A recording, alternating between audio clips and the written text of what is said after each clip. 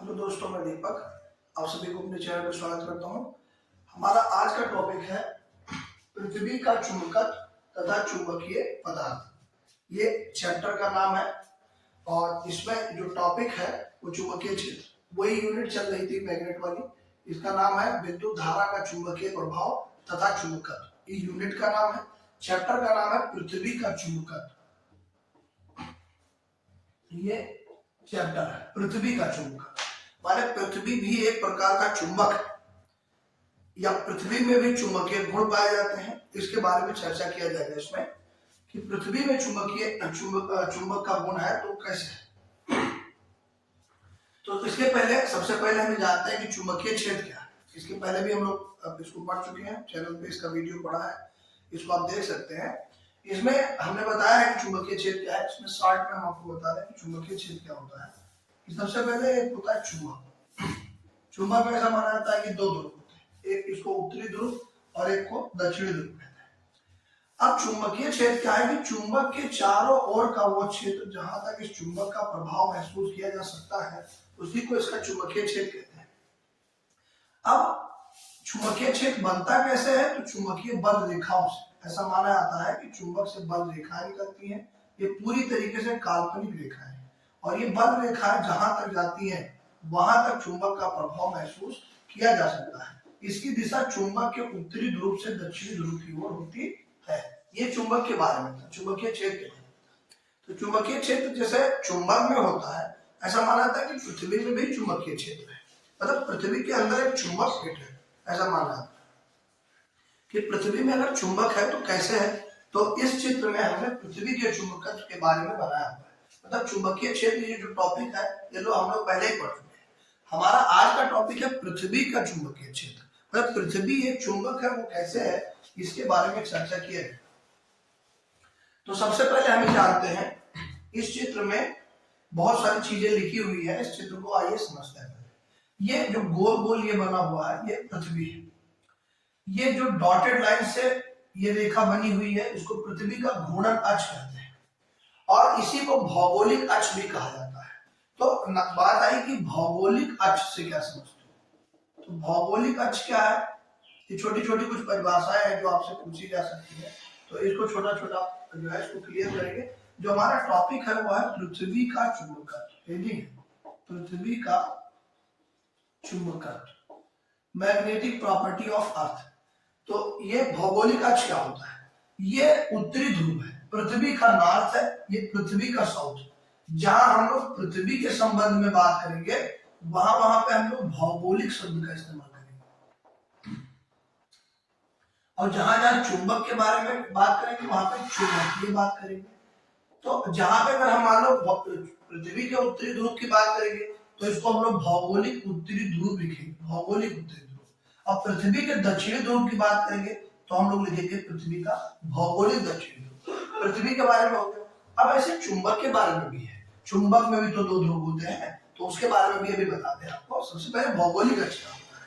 तो भौगोलिक अक्ष होता है पृथ्वी के भौगोलिक, छोटी छोटी परिभाषाएं हैं, पृथ्वी के भौगोलिक उत्तरी और दक्षिणी ध्रुवों को मिलाने वाली रेखा, है को भौगोलिक अक्ष कहते हैं, तो बात आई कि भौगोलिक निरक्ष क्या होता है। तो इसी अक्ष के लंबवत रेखा जो खींचती है और इसी अक्ष के अभिलंबवत जो क्षैतिज रेखा है, ये जो रेखा है इसको क्या कहते हैं, भौगोलिक निरक्ष कहते हैं। भौगोलिक निरक्ष कहते हैं। भौगोलिक अक्ष क्या है, पृथ्वी के उत्तरी और दक्षिणी ध्रुवों को मिलाने वाली रेखा, यही पृथ्वी का घूर्णन अक्ष भी होती है। और ये रेखा जो पृथ्वी के घूर्णन अक्ष यानी कि भौगोलिक अक्ष के क्या है, अभिलंबवत है, इसको भौगोलिक निरक्ष के नाम से जाना जाता है। तो इतनी बात क्लियर हुई कि भौगोलिक उत्तरी ध्रुव क्या है, भौगोलिक अक्ष क्या है, भौगोलिक निरक्ष क्या है, भौगोलिक दक्षिणी ध्रुव क्या है। पृथ्वी का उत्तरी ध्रुव भौगोलिक उत्तरी ध्रुव, पृथ्वी का दक्षिणी ध्रुव भौगोलिक दक्षिणी ध्रुव और ये रेखा पृथ्वी का घूर्णन अक्ष, और इस रेखा को भौगोलिक अक्ष भी कहते हैं, और इसके अभिलंबों जो रेखा खींची गई इसको भौगोलिक निरक्ष कहते हैं। इसकी परिभाषा ये लिखी गई, इसका स्क्रीनशॉट ले सकते हैं।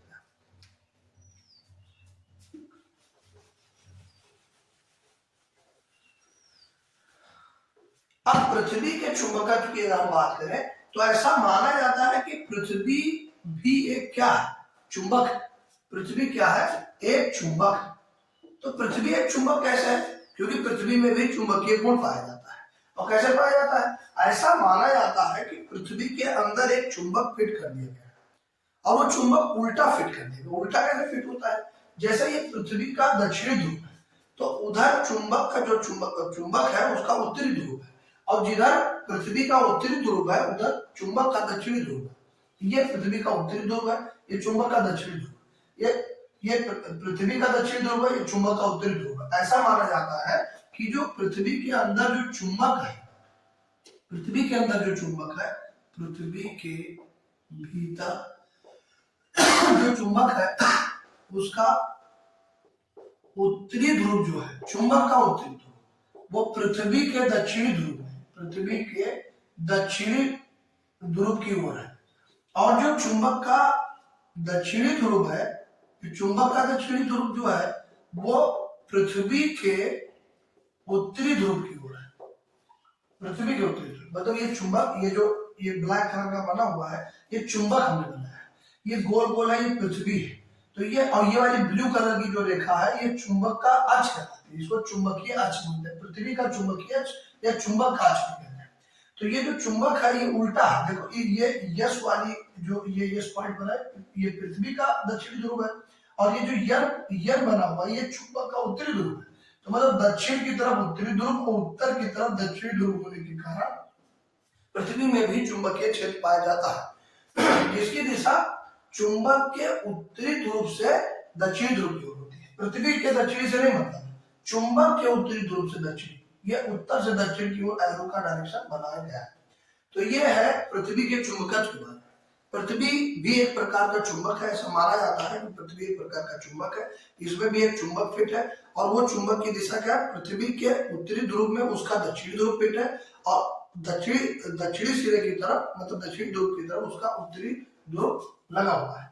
तो ये इसका फिगर पूरा बनाया गया है।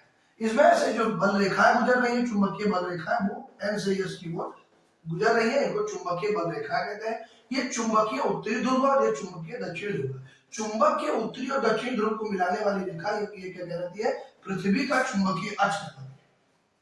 अब एक क्वेश्चन पूछा आता है कि पृथ्वी का जो चुंबकीय अक्ष है और जो पृथ्वी का भौगोलिक अक्ष है, तो इसके बीच ये जो झुकाव है ये क्यों है, ये झुकाव कितना है, ये देखिए ये भौगोलिक अक्ष है पृथ्वी का, और ये चुंबकीय अक्ष, ये वाली रेखा का है, ये पृथ्वी का चुंबकीय अक्ष है।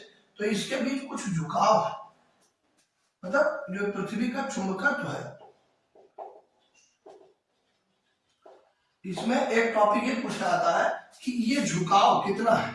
तो पृथ्वी के भौगोलिक अक्ष, पृथ्वी के भौगोलिक अक्ष व चुंबकीय अक्ष, भौगोलिक अक्ष व चुंबकीय अक्ष के बीच जो एक झुकाव होता है, बीच झुकाव होता है कुछ, ये एकदम जो चुंबक है वो एकदम उत्तर दक्षिण में फिट नहीं कर दिया गया है, बल्कि चुंबक उसके भौगोलिक अक्ष से कुछ झुकाव रखता है, कुछ झुका हुआ है। और ये जो झुकाव लगभग कितना होता है, ये झुकाव लगभग कितना होता है, लगभग 11.5 डिग्री होता है, लगभग 11.5 इसका झुकाव है। ये पृथ्वी के भौगोलिक अक्ष और चुंबकीय अक्ष इसके बीच का झुकाव, पृथ्वी के भौगोलिक और चुंबकीय अक्ष के बीच का झुकाव है। मतलब ये भौगोलिक अक्ष है और ये चुंबकीय अक्ष, इसके बीच झुकाव कितना है, 11.5 डिग्री।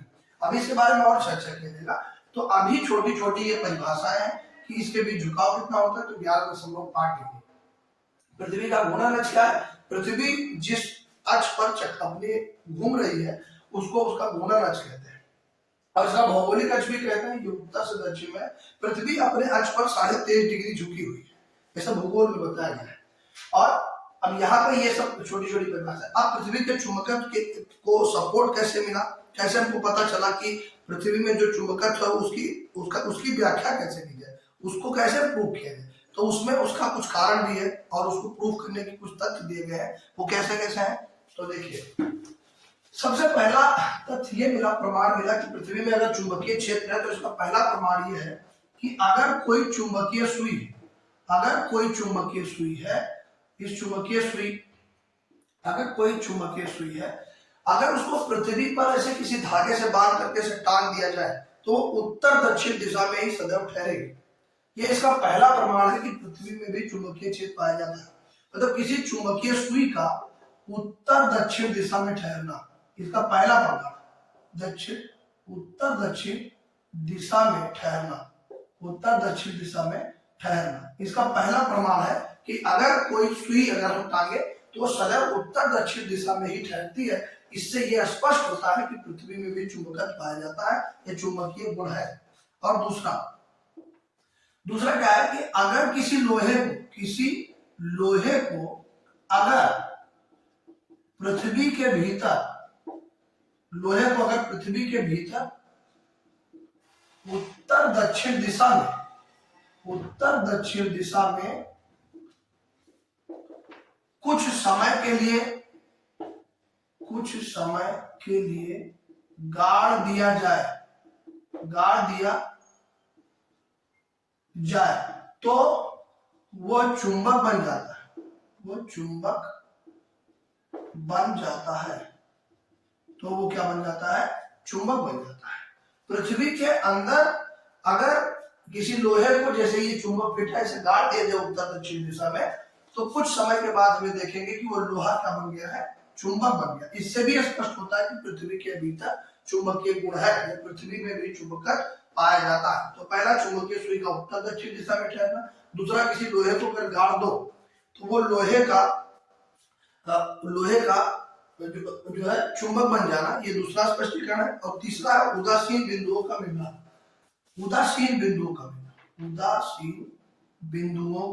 मिलना। उदासीन बिंदु कैसे मिलते हैं भाई, उदासीन बिंदुओं का मिलना, ये तीसरा टॉपिक है। मतलब सबसे पहला स्पष्टीकरण क्या है कि चुंबकीय सुई उत्तर दक्षिण दिशा में ठहरती है, इससे स्पष्ट होता है कि पृथ्वी में चुंबकत्व। दूसरा इसका पॉइंट है कि लोहे को अगर पृथ्वी के भीतर उत्तर दक्षिण दिशा में कुछ समय के लिए गाड़ दिया जाए तो वो लोहा क्या बन जाएगा, चुंबक। ये दूसरा स्पष्टीकरण है इसका कि पृथ्वी में चुंबकत्व पाया जाता है। और तीसरा क्या है, उदासीन बिंदुओं का मिलना। ये उदासीन बिंदुओं का मिलना भी बताता है कि पृथ्वी में चुंबकत्व पाया जाता है। अब इसका स्पष्टीकरण क्या है, अब कोई पूछे कि उदासीन बिंदु क्या है, तो उदासीन बिंदुओं के बारे में चर्चा किया जाए कि उदासीन बिंदु क्या होते हैं। उदासीन बिंदु, तो उदासीन बिंदु क्या है, उदासीन बिंदु। अच्छा, उदासीन बिंदु का क्या मतलब है कि जो ये चुंबक है इससे भी बल रेखाएं निकलती हैं, और ऐसा माना जाए पृथ्वी भी चुंबक है तो चुंबक से भी बल रेखाएं निकलेगी और पृथ्वी से भी बल रेखाएं निकलेगी। मतलब कि चुंबक की बल रेखाएं होंगी और पृथ्वी की भी बल रेखाएं होंगी, पृथ्वी की चुंबकीय बल रेखाएं होंगी, इनकी भी बल रेखाएं होंगी, पृथ्वी की चुंबकत्व की भी रेखाएं होंगी। तो ये दोनों रेखाएं एक दूसरे को जहां निरस्त कर देती है, एक दूसरे के प्रभाव को, चुंबक की बल रेखा और पृथ्वी की बल रेखा एक दूसरे को जहां निरस्त कर देती है, उन बिंदुओं को क्या बनता है, वहां पे उदासीन बिंदु बनता है। उदासीन बिंदु का मतलब ना उस पर चुंबक का प्रभाव पड़ रहा है ना पृथ्वी का प्रभाव पड़ रहा है। उदासीन बिंदुओं का मिलना इस बात की पुष्टि करता है कि पृथ्वी में भी चुंबकीय गुण पाया जाता है, पृथ्वी में भी चुंबकत्व होता है। चुंबकत्व का मतलब मैग्नेटिज्म। मैग्नेटिज्म एक प्रॉपर्टी है कि पृथ्वी में भी चुंबकीय गुण है। चुंबकीय गुण को मैग्नेटिज्म यानी चुंबकत्व कहते हैं।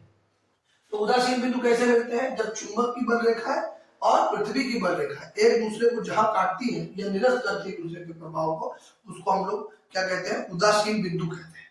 तो क्या परिभाषा बनी उदासीन बिंदुओं की कि जिस स्थान पर या जिस बिंदु पर चुंबक की या चुंबकीय क्षेत्र रेखाएं एवं पृथ्वी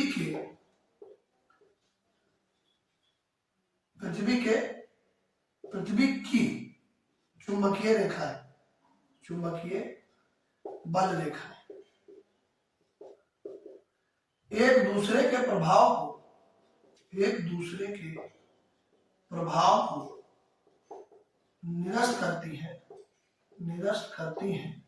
वही बिंदु क्या कहलाता है? उदासीन बिंदु कहलाता है। मतलब जिस बिंदु पर पृथ्वी का चुंबकीय क्षेत्र और चुंबक का चुंबकीय क्षेत्र दोनों की जो रेखाएं हैं एक दूसरे को जहां मिलकर उसका प्रभाव निरस्त करती है, वही बिंदु क्या कहलाता है? उदासीन बिंदु कहलाता है। तो ये था पृथ्वी का चुंबकत्व।